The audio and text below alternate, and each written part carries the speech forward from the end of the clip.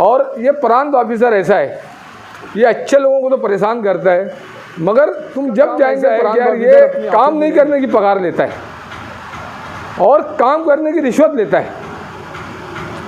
काम नहीं करने की पगार लेता है, काम करने की रिश्वत लेता है।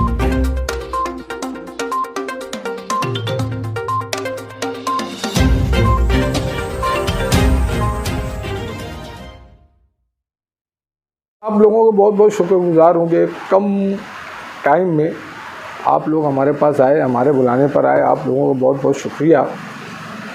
आज के इस आप लोगों को याद करने के लिए विषय ये है कि 12 नवंबर के बाद नामूस रिसालत के सिलसिले में जो मालेगांव शहर में एहतजाज हुआ और पुलिस ने हमारे लीडरान के ऊपर जो एहतजाज करते थे उनके ऊपर जो कलम नहीं लगता थी वो सब कलम लगाया और वो कलम लगाकर उन लोगों को जेल में बंद कर दिया। आज भी बहुत सारी बड़ी तादाद जेल में बंद है और उनको ज़मानत के लिए तगदो जारी है। इसी सिलसिले में हम जहाँ 100 सालों से नमाज़ पढ़ रहे हैं, ईदगाह पर एक जॉगिंग ट्रैक बनाया गया है, उसके लिए हम एहतजाज कर रहे थे। तो पुलिस ये चाहती है या शासन प्रशासन ये चाहता है कि हम इस शहर में कोई एहतजाज करने वाला ना रहे और उनको दबाने का काम किया जा रहा है। इसलिए हम जॉगिंग ट्रैक के ऊपर जब हमने तहरीक चलाई तो मालेगांव शहर के प्रांत ऑफिसर ने हमको कोई नोटिस नहीं दिया, कोई बात नहीं की और उनको उड़ाकर हमको डायरेक्ट ऑर्डर कर दिया कि तुम मालेगांव शहर या मालेगांव तालुके में नहीं रहेंगे। जबकि हमको भी लगा कि यार ये ऑर्डर ये गैर कानूनी है, इलीगल है। हमने हाई कोर्ट में पिटीशन दाखिल की, पिटीशन के ऊपर बहस हुई।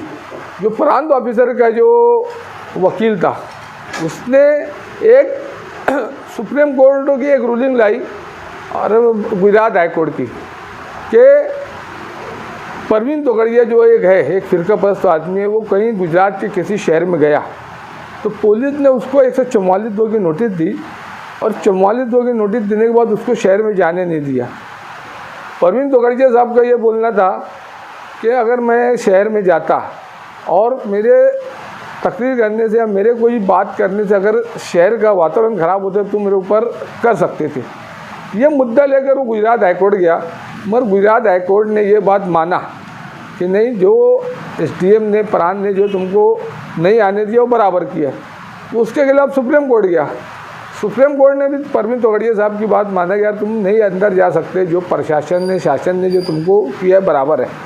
मगर अपना वकील जो है उसने भी एक रूलिंग लाई और रूलिंग लाने के बाद ये बोला कि नहीं, एक रूलिंग ऐसी है कि तुम जो बाहर है वो अंदर नहीं आ सकता, ये तुम कर सकते, मगर जो अंदर है उसको बाहर नहीं सकते, इसका इख्तियार प्रांत ऑफिसर को नहीं है। और जज ने ये बात को माना और मानने के बाद ये बात लिख कर दिया है कि प्रांत ऑफिसर को ये इख्तियार नहीं है कि वो किसी आदमी के रहते घर से उसके घर से बाहर करे। वो हमारे हक में फैसला किया और जो हमारा तड़ीपार का जो मामला था उसको सेट असाइड किया, क्वेश कर दिया। मगर उसके साथ हमारे साथ एक और ऑर्डर किया कि लॉ एंड ऑर्डर ख़राब ना हो, इसके लिए तुम जॉगिंग ट्रैक पर तुम मत जाना। हमारे खिलाफ भी ऑर्डर दिया है। इसलिए हम कोर्ट ने अगर हमारे खिलाफ कोई फैसला दिया है तो हम उसका मरे दम तक पालन करेंगे और उसको करेंगे। मगर SDM को, प्रांत को अगर उसको इख्तियार नहीं है और उसने हमारे खिलाफ जो भी किया है तो हमने उसके ऊपर इज्जत अदक का दावा किया है और हमारी बदनामी की है, जिसकी वजह से हमें समाज में जो बिजनेस करते उसमें बहुत सारी जगह तकलीफ़ आई। तो हमने उसके लिए थोड़ा ही किए। सबसे बड़ी बात यह है कि आज सुनने में आया कि बहुत सारे लोगों के ऊपर 110 ईगल लगा और लगाए।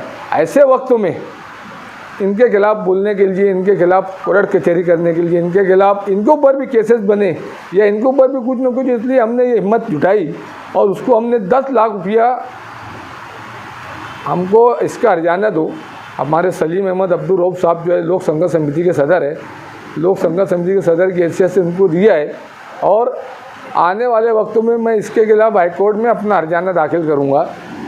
महीना 1.5 महीने में मैं वो करूँगा, अभी नहीं करूँगा, महीने भर बात करूँगा।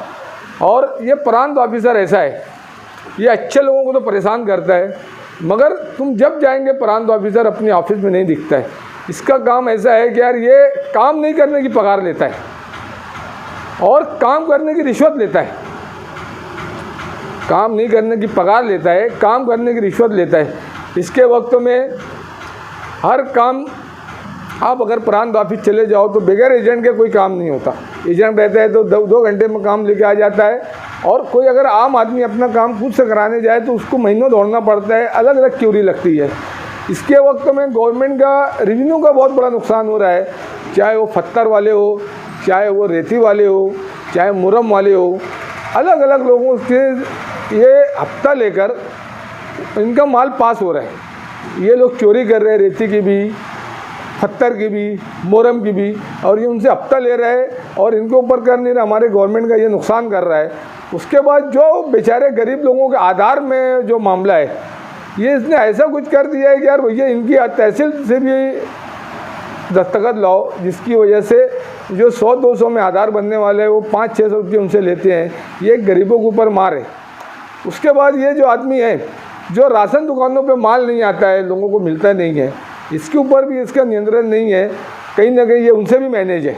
इसलिए ये आदमी इनके ऊपर तो कोई नहीं कर रहा है, और हमारे जो शरीफ लोग हैं इनके ऊपर हैरान कर रहा है। जो इसके पास ज़मीन के केसेस है, ये ज़मीन के केसेस नहीं चलाता है। जो आदमी से बात करके इनका तय हो जाता है वो केस का निकाल करता है। 1-2 साल से लोग परेशान हैं, लोग आके बताते हैं कि यार ये नहीं करता है। इसलिए ये सब चीज़ें होने की वजह से हमने तय किया कि यार इसके खिलाफ़ करना चाहिए, और कहीं ना कहीं ऑफिसरान को ये लगना चाहिए कि तुम अगर कोई गलत फैसला करोगे हम छूट के आएंगे तो ढोल नहीं बजाएंगे, बल्कि तुम भी जवाब दे हो, तुमने गलत फैसला किया, इसलिए हमको हर्जाना मिलना चाहिए। ये करने के बाद हमने 4,500 से उसको नोटिस दिया है, और मालेगांव की जो कोर्ट है, सिविल कोर्ट में भी और क्रिमिनल कोर्ट में भी हम इसके ऊपर केस करेंगे, और केस करके से इससे हर्जाना लेंगे। ये सलीम भाई तो यहाँ पर गए हैं मुकामी कोर्ट में, मगर मैं हाई कोर्ट जाऊँगा, और हाई कोर्ट में जाने के बाद मैं इसने जो मेरी बदनामी की है, जो मेरे को ज़हनी टेंशन दी है, मैं इसके खिलाफ़ भी हाई कोर्ट से इससे हर्जाना वसूल करूँगा, और इसको जो कोर्ट पनिशमेंट दे इसकी पूरी कोशिश करूँगा। दिन में बिला शर्त तुम हमसे माफ़ी मांगो। मराठी पेपर और उर्दू पेपर जो जिला लेवल गए उस पर हमसे माफ़ी मांगो, बिला शर्त मांगो। हमने इसको ये भी कहा है। ये मैं लोगों को एक हिम्मत दिला रहा हूँ। अगर हम ऐसा करेंगे तो आने वाले वक्तों में जो हमारे दूसरे भाइयों को जो तकलीफ दी जाती है वो नहीं होगी।